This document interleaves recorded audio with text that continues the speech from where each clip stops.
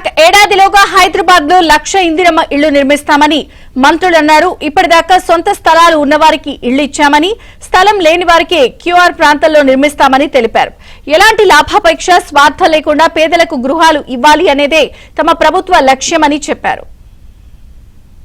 ఆ పేదవాడి ఆత్మగౌరవం, ఆ పేదవాడు ఎక్కడో 30-40 కిలోమీటర్ల సిటీకి దూరంగా ఒక అంటరాని వాడిలాగా కేవలం తను పని చేయటానికే ఉన్నాను అనే ఆలోచన ఆ పేద గుండెకి రావద్దు అని ఈ కోర్ ప్రాంతంలో గజము 2 లక్షల నుంచి 3 లక్షలు, సుమారు ఎకరము 100 నుంచి 250 కోట్లు విలువ చేసే భూముల్లో డబ్బు ముఖ్యం కాదు, పేదవాడికి కూడా కొన్ని కోరికలుంటాయి, పేదవాడికి కూడా ఈ కోరు ప్రాంతంలో నివసించాలనే ఆశ తప్పు కాదు.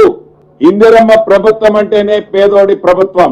గతంలో హౌసింగ్ డిపార్ట్మెంట్ రద్దయినటువంటి పరిస్థితుల్లో ఈరోజు హౌసింగ్ అనేటువంటి ఈ తెలంగాణ ప్రభుత్వానికి ఒక ప్రయారిటీ అనేటువంటి తీసుకొని పేద ప్రజలకు ఇల్లు ఇవ్వాలనేటువంటి ఒక ఆలోచన అమలు చేసే విధంగా ముందుకు పోతా ఉన్నాం. ఇంతకుముందు చెప్పినట్టుగా రేపు బల్కంపేట ఎల్లమ్మ కళ్యాణం, మళ్ళీ బల్లకంపేట ఎల్లమ్మ కళ్యాణం లోపల హైదరాబాద్ లో 1,00,000 ఇళ్ల పంపిణీ కార్యక్రమం జరగాలనేటువంటి ఒక టార్గెట్ తీసుకొని పోతా ఉన్నాం.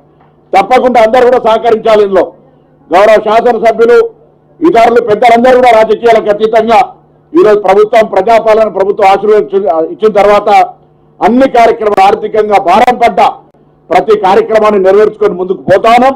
ఈరోజు సొంత ఇంటి కళ అనేది వెనకటికి సామెత కూడా అనేది, ఇల్లు కట్టి చూడు పెళ్లి చేసి చూడనేది.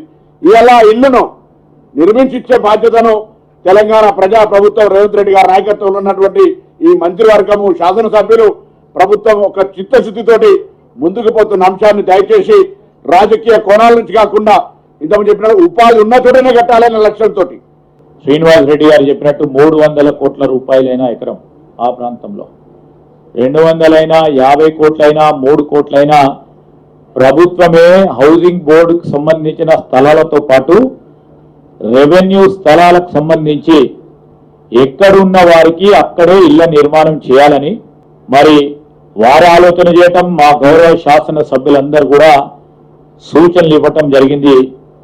అందరి సూచనలు కూడా తీసుకొని ఈరోజు వర్టికల్గా గౌరవప్రదమైన ఇళ్ల నిర్మాణం కార్యక్రమం చేయాలని ఆలోచన చేయటం జరిగింది. ఆలోచన భాగంలోనే ఈరోజు మరి లాంచ్ చేసిన ఇందిరమ్మ ఇల్లు కోర్ అర్బన్ రీజన్ ఎకానమీకి సంబంధించిన అంశం ఇది.